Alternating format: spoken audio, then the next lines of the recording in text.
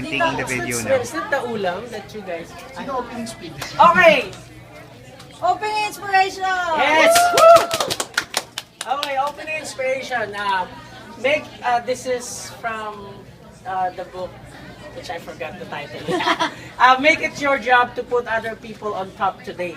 Which means, if we make the right decision as a soup that we help the team to achieve its goal, everybody wins. Wow, that's Thank you. So, let me ask you, what does that mean to you? How are you gonna be able to make the right decisions, man?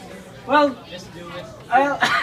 of course, every details you have to, especially in my case, I have to know the behavior first of the representative in order for me to gauge what kind of approach that we need to do to motivate them, especially in their case. So motivate, celebrate, recognize everything that you do. I really like the fact that you mentioned that you have to identify the behavior and the root cause behind it, because your coaching tactic won't be effective if you're not gonna identify what's really going on. Thank you so much, Bob. So since you started, tell me, what's your success story? I know that we just started the month, so can you tell me your biggest success story for the past month? The biggest success, specifically to one agent, he came from previous batch.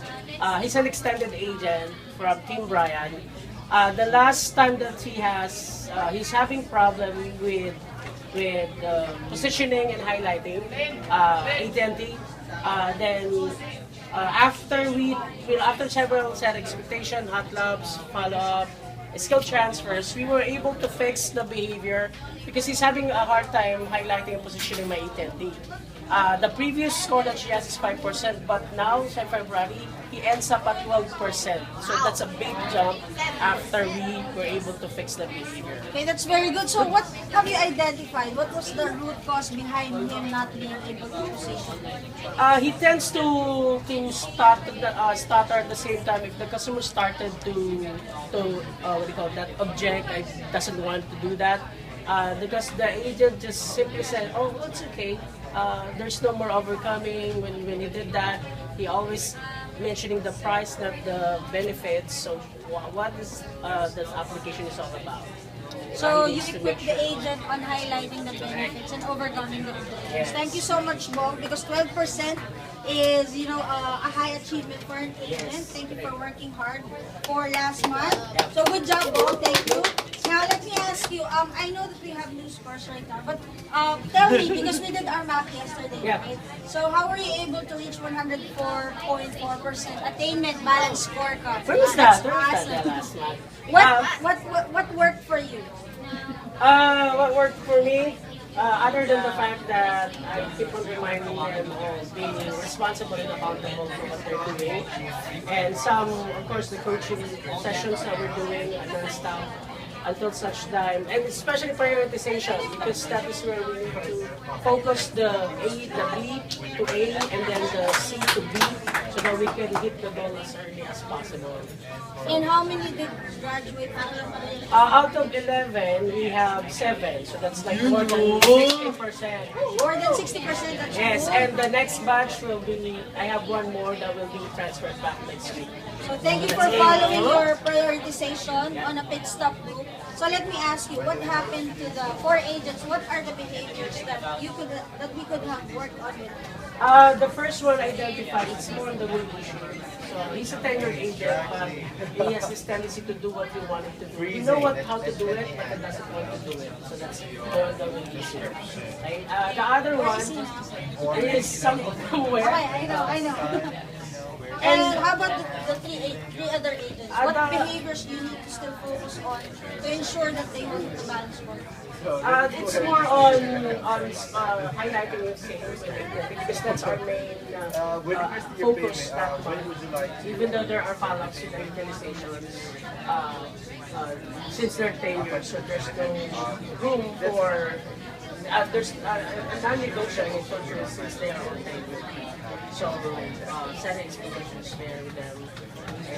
And now we're already set our expectations about the tools, the digital AT&T applications, and recommend clear and concise explanations to make sure So that for the three focus that we have. Okay, so let me ask you. I know that we are being too careful about working out with our YCT. So what's your plan with YCT since it's part of the cycle? well, YCT, of What course. are the behaviors that you Of course, I will not focus more on the numbers because they might think That's that the right. other way around.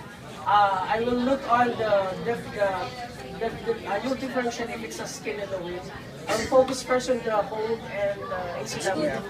That's really a big fraction or percent, place of biggest percent on the YCT. Once we fix that, then the talk time is very easy because we can easily identify that's more skill. Is it a clear concise or language problem? So that's when start with quick fixes, Yes, guys. quick As fix. you heard from Bob, hold and ACW. Those are like the real-time action plan that we have because I know that for talk time we need to practice them with their exercise, effective tool utilization. So let's start with quick fix and prioritization. Thank you so much, Bob. Who's your focus for today? Focus for today. Just a follow up on You have a the remaining focus? two. It's Garcia and Dennis. So I already done with the set expectation yesterday. So I'll be doing a hot love and a skill transfer with the positioning just to make sure that they're aligned. And Hey, so when are you planning to do the role play certification for mobile share value? So you might want to do that now with them. Since you're focusing on my ATT because we still have to educate our. at the same time, role play, keyboard role play, you can see them also if it's they're consistent. Since it's a role play. Alright. Thank you so much, Bong. Give a hand for Bong. 104% attainment last year. Awesome. Let's start with you over there. Nobody. The most tenured supervisor.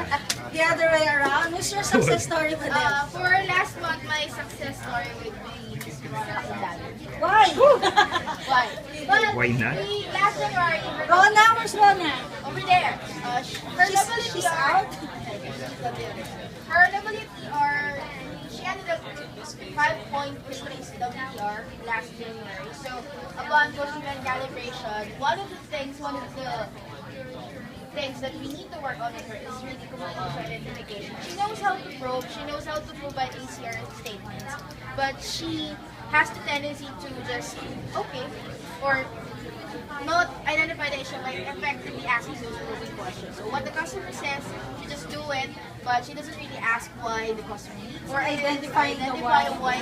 why behind why the customer is calling about this issue. So what we did for skill transfer, and which we followed up with hot labs and rapid fires. So we included her on my rapid fires. And we also did DFM so that she would be able to hear how she would do. And as a bonus, she has the highest WTR from the team. And they get at 85%. Wait, I want to hear the FCR. I wanna kiss her. MCR is at 85.5. And she's also one of my biggest players when it comes to MFO. She ended the month with 28%. Overall, she is at 110% attainment. Wow, Max. Good job, Badet. Thank you for working hard for Rona, Maquindano. Are you saying that the others So are what not worked for like you, Badet? What's your attainment? I forgot. kidding? 107. Wow, 107 mo? What's my 104. Okay, let's hear it. What's your secret sauce? What worked for you last time? What worked for us, since we've been struggling really when it comes to MCR ever since the day began. Really struggling with MCR. One of our actions that is the real-time support for customers who've been calling for Are the you last, doing that, guys? Are you 7 doing that? days. Doing the account review, that's really what we need to work on. So what was that again? Doing a real-time transfer customers who called us more than once a day or even within the last 7 days just to make sure. I admit that we are still struggling when it comes to FCR, but that action plan really caused improvement because from January we ended at 69.7, we ended the month at 72.9. Still not at goal, but there's huge improvement. That's good, very good. Thank you so much, Badet. So guys, Badet is reading and applying the WICAP that I've said working on for 4 hours. So thank you for spending time. No, I really appreciate that. Thank you for executing the action Slap in the plan. face. So let me ask you, what are the behaviors that you will be working on this month to ensure your consistency or even more than 107? One of the things that we have trending behavior on the digital utilization, setting proper expectations. Advisors can navigate through the however, they tend to miss one expectation that could really bound the call. That's one. We also need to work on empowering them with completely utilizing tools such as art, and of course, being clear and concise, just like what you mentioned, and still work with digital experience, making sure that it's still part of their resolution. So what's your plan then to fix those behaviors for this week? First, we have to make sure that they know how to do it by digital transfer, APRP, and whatnot. And What are the action plans that we have for the cluster? which action plan goes to you? For FCR? Spot Well, check. of course, MSR, the role plays or the MSBP. So how many have you? Since last month, I think I was able to finish 11. Because I started They all passed? yes, they all. Okay, so what do you have to do next since they passed? Follow up po! Sinabi ko After, follow up! then, what else? After that, What am I asking from you yesterday during our map? what's that? Can you give me an idea? Get the best call from Ah, those wow, people. yeah. Okay? Challenging. Okay, challenge your team. And that is also like our The wow trophy, story. sharing it with other teams that we have a best call for MSVP.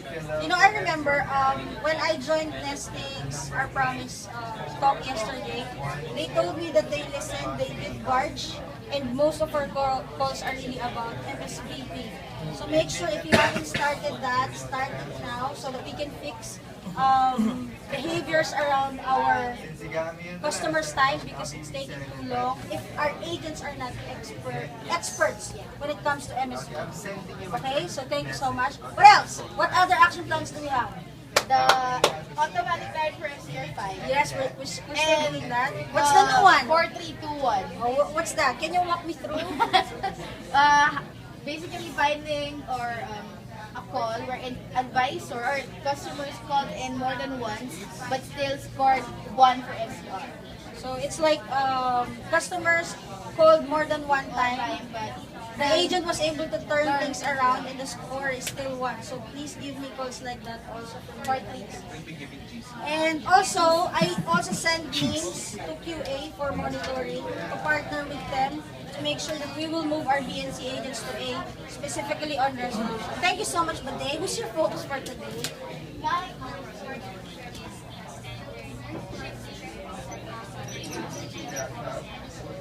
One last question. For your hold, 16.4 is this correct? yeah. 16.4? So, Did that happen? My God. how are you validating that today? How are they doing? Make sure that All of the we above that you're using doesn't instead of not only putting some it's different. and graceful. seeing improvement with our warm transfers. Because what we tend to do before is doing the warm transfer. So you mean if I listen to your agents today, I won't hear any dead air? You will still hear dead air, but it's minimal. It's not more than 16 seconds. It's because some other So make sure we don't put customers on mute also. Talk to our customers, talk to our customers.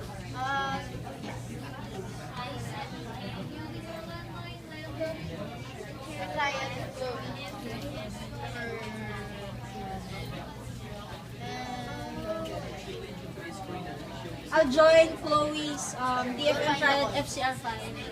So if you're not able to find the call, I'm not sure if we're still having issues with call copy, but any call will do. I want 10 minutes. Alright, thank you so much, Badette. 107% attainment. Good job. Yes, good job. Beating the newest supervisor. High five! High five! With supervisor. Let's hear it from the birthday boy. Belated birthday boy. That's it. Who's your success story? Success story would be Dayan Beninoy. Really? Yes! Why?